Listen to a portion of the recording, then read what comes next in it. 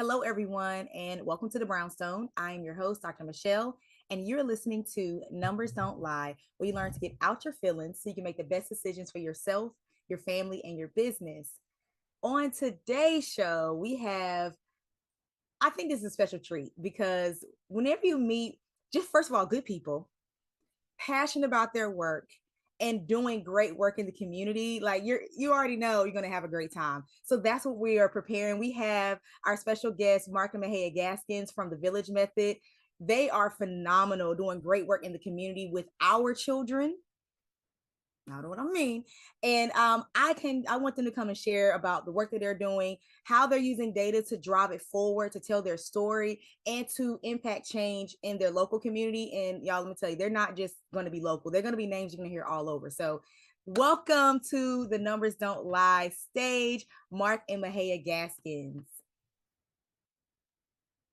Hello. Hello. Hey. Thank Hey you for having y'all. us. Thank you so Happy to much be for here. joining us. I know, I'm so happy that you're here. So could you guys tell us a little about yourselves? How did you get here? That's a wonderful question. And thank you for taking the time to hear our story. We're so excited to be a part of your work. We appreciate the things that you do around data and all the other stuff. Our story really is a love story, and it really begins in a place of love uh, from our parents, our family, how they raised us, things that we received um, at home. I was thinking about it, coming into this meeting, just the amount of things that our families poured into us from Mark and his church, his father being a pastor, the church family, my grandmother, parents, aunts, all the folks, uncle. Um, I think as we grew up, there were things that in the suburbs, living outside of the San Francisco, Oakland Bay area, we had in our homes. But when we went into our schools and places that we went outside of our homes, there was a lot of lacking. Even though we lived in communities that others might see as affluent, communities that had a lot of resources in the Silicon Valley, there was still a lot of lack when it came to how we were received as Black children. And then when we met in high school and then started dating in college, our first conversation really was around wanting to create something that spoke to the things that we did and did not have as children, things that we felt all Black children should have access to. Mm-hmm. So our work began out of that place and then grew as I had opportunity to do some amazing studies and college and amazing mentors and my upbringing through school and then into my career. I got an opportunity to be exposed to Black excellence from the school that I worked in as an elementary teacher to the Black consulting firm that I worked in. I was always wondering and thinking, now, how do we bring this type of work back to the community that we know, that we love? So the work that we were doing in our church at growing up, that Mark grew up in, and then I joined, there were so many children. And there were so many children that had so much of the things that either I was creating or that we thought they needed to have at the school. So that's, the beginning of our work. Do you want to take it from there? I mean, you said most of it, babe. Oh. What I'll say is growing up in a suburb and being one of the only Black boys, Black students in my class from kindergarten going through 12th grade. It wasn't a great journey. It was a rough journey. Mm-hmm. And oftentimes I didn't see myself. I didn't see, my culture.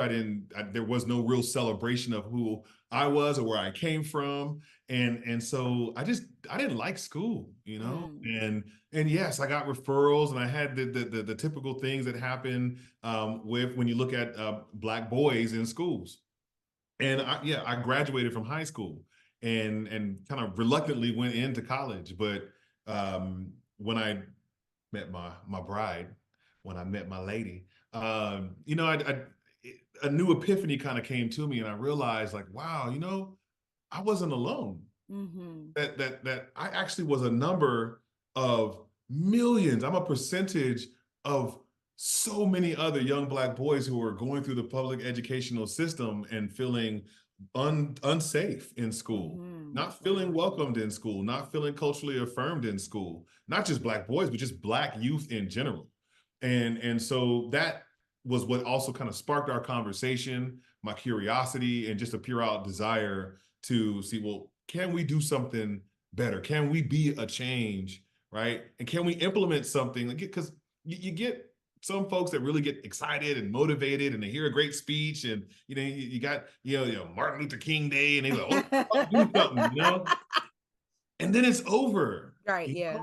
And it's like, where is the sustaining element that keeps the village together? Right? What is that sustaining element that says to a child, I'm not just here with you for this year, I'm going to stay with you throughout your academic journey? Where is it? And so that's what, fast forward to today, what we're celebrating 10 years. So, this is we're in our 10th year, and that's really, what brought us here is all of those things, our personal background, our experiences, seeing the hurt, but truly believing that God invented us to do this work and to be a change in this world for our youth and for just really all youth. It's not just for Black youth, because we realize that if you don't know the beauty of African ancestry, if you don't know who created so much of this foundation in this world, you're missing out. You're missing, First of all, I love that it's a love story in the mix. Like that always makes a good story. But Michele, both of you said something that was really powerful. Michele, I love how you said you experienced these things, but you didn't hoard that to yourself. You could have been like, oh, this is for me and my family, we're going to just, but you're like, no, I got to bring this back. And I love that. And then you put Mark in the mix, and it's just kind of like giving that feeling and that thought that most brown children feel in school. And I don't think I realized that's what it was until you just said it, Mark. That feeling of being unsafe, not feeling welcome. Like you're just kind of here and kind of always walking on eggshells. And then you put, bring Michele's passion in there and putting like some context to what it really was and what we needed. I'm just like, that is the perfect mix. Y'all, the Lord is good, okay? Because that was just the perfect way to merge that together to bring out the village method. So I'm so glad that it played out the way it did. Yes, yes. And that's really the idea, right? The idea of when we had to choose a name, that proverb, it takes a village, is what kept coming back to us. This idea that it is a sharing. And when we look at, our community and our culture and our families, one of the things and the strengths of us is when we are working collectively and we're not doing things in isolation. And as our love story progressed and we had children of our own, that was one of the challenges that we came into when our children went into public school, was finding resources for, we weren't rich, and finding after school care, and then looking around our community, not have enough access to the things that we needed and other people needed. So absolutely sharing and distribute, how do I say the word? Distributing. Distribution. That's the word I'm passing out. Delivering. Yes. Pass it out. Hooking up. The hookup. So I think you got, oh, I'm so sorry. Go ahead. No, so I think we'd be remiss if we didn't say our mission at the Village Method and what the work that we do.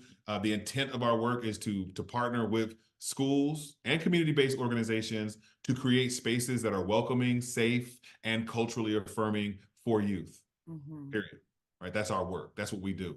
And I can elaborate on that, but it's really, that is the element that's missing in schools right now, is many students, I'm not going to say all, but many students, they don't feel welcome, safe, and culturally affirmed in school. Yeah, absolutely. Yeah. And that's how, like, I don't think you articulated perfectly. When I think about my own experience of just kind of being the only one in a lot of my classes, whether it be the school district is mostly white, or I'm now in honors and AP and advanced classes, which shouldn't be like that, but it's kind of like only a subset are encouraged to go, as opposed to, well, we see potential in all of these students, we want everyone to go on. So that feeling of like, you should be happy to be here and don't mess up when you get there. And so that's not a safe feeling. you're always anxious and Right. walking on eggshells. Like I just remember that feeling in high school. That's why I ran to an HBCU. Mhm. Yes. See? That's real talk. Like when we talk about feeling welcome, right? Mhm. Like where do you feel most welcome? Well, in your home, Mhm. right? Around your family, right? Whether it's with your parents, your grandma, auntie, or somebody, that's where you feel most welcome. Mhm. And what happens in schools is that institution creates an atmosphere where parents are not necessarily welcome, Mhm. where they don't feel welcome. And so if you eliminate parents from the equation, then that's why you start to see like, okay, well now I got to figure this thing out all by myself, Yeah, right? that's good.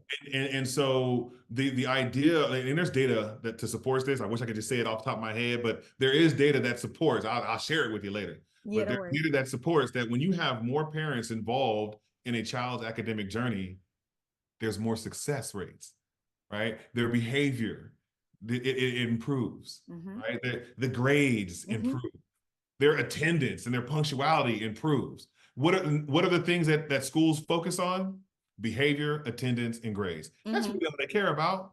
Now Yeah. we care about that. Yes, we want to know that your behavior and your attendance and grades are good, but the village method really focuses beyond that. And we look at, does the child feel welcome? And what elements are missing that would create an atmosphere where they wouldn't feel welcome, right? Mhm. Do they feel safe in that area, right? Where it's going beyond just the involvement of parents, but do those parents have agency in the school? Mhm. How many parents, for example, are part of school board? There's a school site council showing up to school board meetings. How many parents are a part of a body that makes decisions that have dollar amounts attached to it that actually influence and impact a child's experience in the school? When we look at that kind of data and we work with schools, we sit down, we actually do a full out assessment ourselves with the principal, but we dig into that information and then we report that back to them and say, well, look, you don't have any Black parents in school site council or any of these things. So Mhm. that's one of the reasons that could, impact behavior. If you're Mhm. trying to improve behavior, get more parents involved in these things. We can help you, Absolutely. I right? love that. Last I'll say with cultural expression, when we're looking at children not feeling culturally affirmed in the school, does the school only bring up what it means to be Black around Black History Month, Mm. Right. right? And then when they do that, are they only talking about, well, y'all came from slavery, right? What is that? What is that conversation? Mhm. Do they actually support a child in their expression, in their language? I saw a paper that came out and it was a list of all the words that children can't say in the classroom. I saw And, that. right. And it had to do with it was basically all the things and all the ways that a lot of our Black youth speak naturally. Mhm. Right? Bruh. What's up, bruh? Like you can't say that in the classroom. You'll be penalized and you'll be get a demerit and other things because of your language, of how you talk around your home. Mm. Right. And so there are things that the culture of an institution does that are just by default anti-Black, Mhm. straight up racist. Yep. And so we go in and we assess that to try to figure out, well, what is the atmosphere? What is the environment for a Black child specifically? Right. And I guess the last thing I'll say is Black youth are the canary in the coal mine, Mhm. canary in the coal mine of public education. Right. And so if you know that analogy and you know that if the child is the canary, when the data looks bad for them, then that means that eventually it's going to impact everybody else in the same cave of Mhm. education. And Mhm. so when you start looking at data across the board, not just for Black youth, but for all youth, you start seeing that the same things that have been impacting Black youth since the passing of Brown versus the Board of Education is impacting other youth, Asian youth, Latinx youth, white youth, right? They're coming in and they're struggling with the same obstacles. Mm. And so those are the things that we try to bring to the light. And then we have programming to address those things and make it better. Did you know that data-driven organizations were 19 times more profitable? 19. You heard me right. Perhaps you're asking, what is data-driven and how do I become one of those organizations? I'm so glad you asked. I want you to go take a quiz. It's a simple, quick quiz to help you assess if you are in fact one of those organizations. Head over to mogulbeginnings.com/data into dollars quiz. now. That's mogulbeginnings.com. You can just go to mogulbeginnings.com and it'll show you the Data into Dollars quiz. Take it now. You'll see if you're on your way to 19xing your profitability. You're listening to Numbers Don't Lie on KCCR Cityscape. We hope you're enjoying the tunes and all the jams. Make sure you visit our website over at brownstoneworldwide.com to learn about all things Brownstone. You can check out Brownstone Living Magazine and all the great things that we have on the website, as well as the shop. You just got to head over to the website, brownstoneworldwide.com. Child, you had me going. My mind went 14 different ways because my brain initially went to like, well, that we always ask why, like, well, why don't you want to do why don't you want your Black youth to succeed? Like, I don't think at this point it's a mystery or a question that something's wrong with how we are teaching and how, I mean, just the school system in general, how teaches all children, it needs to be prepared. But then I thought, well, the why is, well, why fix it when you have a pipeline to send them a certain place? So my brain went so many different ways, but I did want to talk about those consequences a little more, about not fixing. So like our children, our Black children, have that. I'm sure, I don't know if our listeners are familiar with the phrase of pipeline to prison.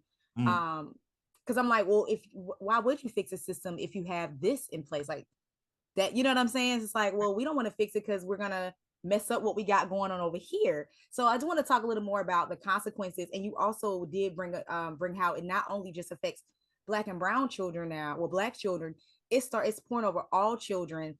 And I think that's so important to mention that how you treat one group it's not going to stay contained. And I did want to just emphasize, like, stay there a little bit longer, because I don't think people really understand, because it's easy to say they and them and point the finger. But once it starts to hit your house, now there's a level of concern. Right. And I want us to be just kind of have that dialogue a little longer about, we need to be concerned when it's any child. Right. Right. And and this part of, this season that we're in right now, post-pandemic, whatever that means, this idea of what we learned through the pandemic about ourselves, our communities, and really now I'm even thinking of really largely of this word humanity. The idea that as we create these spaces that in the beginning, we were thinking a lot about our culture, Black children, multicultural children. Our work is now drawing us into the larger and really speaking to what you're asking, Dr. Michele, around how does this impact, how does it support and impact the greater community, Black, brown, Asian, white. And what the word that just keeps coming back to me lately as we're in the classrooms is humanity. That when we really start to do this work and we're exploring topics around how we feel about ourselves, what we know about our history, what we know about our families and our culture, we start to notice that a few things happen. Other children want to join into this work. So we have a good time. Have a good time, and children pop in the door, and they're not Black, they're Latino, they're Asian, they're all these other beautiful shades, and they're asking, can I join? And so we got used to that over the years, but families often said, no, I don't want you to participate in the village method for whatever reason. I don't know. But this year in particular, we noticed that other children and their parents have now enrolled in our program. And as I didn't all the way know what to do with that in the beginning. So it's like, but we're going to focus on African-centered programming. Y'all good with that? And you're gonna learn about Imhotep. You're gonna learn. But we're also going to focus on our academics. We're also going to focus on our dreams. We're also going to explore the arts, but it's going to center in Blackness.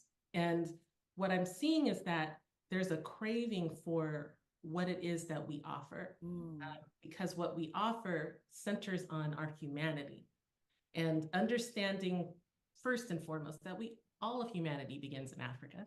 And when we start to think about, the diaspora as really not just a California Black folk thing, but it's a diaspora throughout Earth, how we move and how we roll throughout Earth, we start to see the commonalities in different cultures. and we start to see, oh, you like that too? That's what we do too. Oh, that's how your rhythm gets down. We have something like that. Yeah. And that's what we're noticing this year. That's a healing place. It's more healing centered, and also what we're noticing and what we've always said is we're not a prevention. We don't do a lot of preventative. I'm sorry, we don't do intervention programming. We do preventative programming. So starting with youth from kindergarten to 12 and getting us seeing each other as our commonalities and our humanity, I believe is part of the prescription to what we are noticing in the world right now. You should probably drill down a little bit on like what is intervention versus what prevention, because they might not know. Yeah, absolutely. And this is when we come into places like schools and institutions, and we say we offer African-centered programming, the village method, and they see our team and they see a lot of beautiful Black folks in our team, and they see our pamphlets with a lot of smiling, beautiful Black children. For reasons that we'd have to dig into deeper later, people see and think, oh, you're an intervention program. So you're going to work with children who have severe learning needs, behavioral needs, children who maybe are on a path that educators are like, I don't know what to do with these children. And it's not to say that we won't work with this group of children. It's to say that if we're pouring in love and support and attention and wrapping around our children earlier before needs flare up, we actually won't need as many of these services. Now, we're still going to need special programming to think about our learning styles. We're still going to need things to speak to trauma and things of that nature.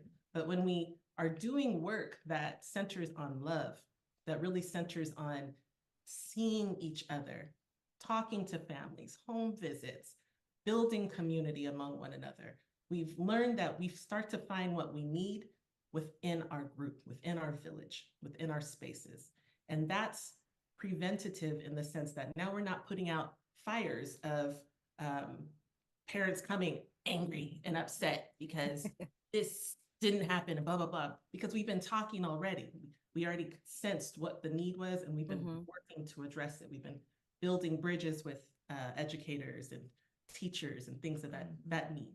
So we like to say that we are a preventative program. Interventions are still needed. The work that we do, though, focuses on centering in love.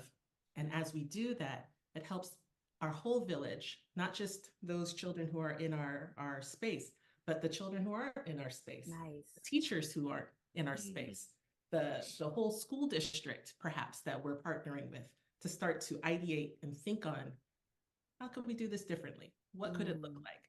Let's draw some inspiration from some of the best practices and things that the children are talking about in the village method. Wow. That's awesome. And so that actually really leads to my next question. Because there is evidence, everything that you're saying, there's evidence and data to support for the nurturing of a child and bring the community around a child and their academic achievement. We mentioned the things that, schools are looking for, the get your butts in the seat and the grades and the graduation rate, all that great stuff. And clearly what the village method is doing is going to help with all that, but also the actual health of the child. So since we know that, and we know numbers don't lie, like there is evidence to support that this is a great way to teach and educate our children, what are then those challenges of getting your type of curriculum into the classrooms? Numbers don't lie, but people do. Oh, I say that too. Right? And what happens is when you are, what we've seen is that an institution celebrates the things that it can control, right? And so a lot of institutions and public education, unfortunately, has been called by some a conveyor belt, that they're just a diploma factory, that they're giving students a high school diploma and they've done their job, right? And so when you look at data and you see that California, where we started our work, that 2 to 3 out of 10 Black students are eligible to even apply to a four-year college when they graduate from high school, right? But in this same climate, we have high schools celebrating the increased number, the percentage of Black students that are graduating from high school. That's good. 80%, 90%, 95%. They're graduating from high school. But the problem is, are they eligible to apply to a four-year college? Even simpler than that. Can they read? Can they do math? More colleges now than ever before are really complaining and sharing that the developmental education, remedial education, that students need this, right? And so I'm sharing this because what happens is in the institution, what we say then is that a lot of mediocrity is being celebrated. Right? No, that's real. Right? At a low level, the bar is low. If you graduate, you've done it, right? And our children are being sent off into a world to thrive on their own or survive on their own, sink or swim, right? And when you look at data, you look at health, you look at the mental health of our children, you look at the financial status, look at the state of Black America, right? You look at not just education, but you look at just what's happening to our people. And if you tie that back to what could have been done differently in elementary and in middle school, in high school, what could have been addressed then didn't happen. And that's why those numbers have persisted in a poor way. That's why they've happened in a sad way. So getting back to your question, right? Like what is the challenge? It's when parents have agency, when voices that are typically not at the table show up and start sharing their story, what happens then? Right? What happens then when they say that, oh, well, you have this tutoring program over here, but I don't need it at 9 o'clock in the morning. I need it, in the evening. I need it between 5 and 6. Right? Or whatever the case is. Oh, well, you guys did this multicultural celebration during Black History Month, but there were no African dancers, right? There was nothing that actually celebrated Black history, right? And so, oh, you're gonna spend $1.8 million on such and such, but what in this dollar amount is being invested on supporting Black youth and family outreach and engagement? Where are the dollars being spent? School leaders oftentimes struggle then with that because their relationship is mostly with people who have shown up to school board meetings. If I were giving them the benefit of the doubt, their relationship is with people who are present and active and engaged in school site council meetings. So then when you suddenly start getting parents showing up and demanding change, then there's friction, right? And then who was the entity that inspired this change? The village method, right? It was us. So then what happens is the village method becomes the villain to the public institutions. The village method becomes the antagonist for a lot of these things. And instead, what we would want to be received as is an organization that creates a space where if a school district, a superintendent, whomever, is truly trying to change the trajectory of Black youth in their school, engage with us. If you're really trying to disrupt the school to prison pipeline, engage with us. Because over the last 10 years, we have implemented a formula for academic support and holistic enrichment that supports the thing that you say you want to do, right? And we can truly bring about change in a collaborative and in a partnership kind of a way, right? But that's, I would say, hands down, one of the biggest challenges is the shift of power from the institution to the parents, where we truly believe parents really need to have more power in these schools. Oh, we're definitely going to have a part two, because believe it or not, we done spent our time talking and I've enjoyed. It's okay, because if you guys are willing, I would love to have you guys back to continue, because there's more. I do want to talk about measuring success and using data to move forward, like as a springboard. So in the meantime, could you tell our listeners how they can find you? Absolutely. Well, you can just send us an email, info@thevillagemethod.org. You can find us online also, of course, thevillagemethod.org. We didn't really mention it, but we have a college access or a high school success program called Scholar Prep Nation also that we've relaunched. And so that's scholarprepnation.org as well. So thank you guys so much for tuning in to Numbers Don't Lie. I've been your host, Dr. Michele, and you can connect with me at mogulbeginnings.com and all things Mogul Beginnings on social media. That's MOGUL Beginnings. Have a great rest of your week and your day, and I'll see you guys next time. And don't forget to check out brownstoneworldwide.com for all things Brownstone.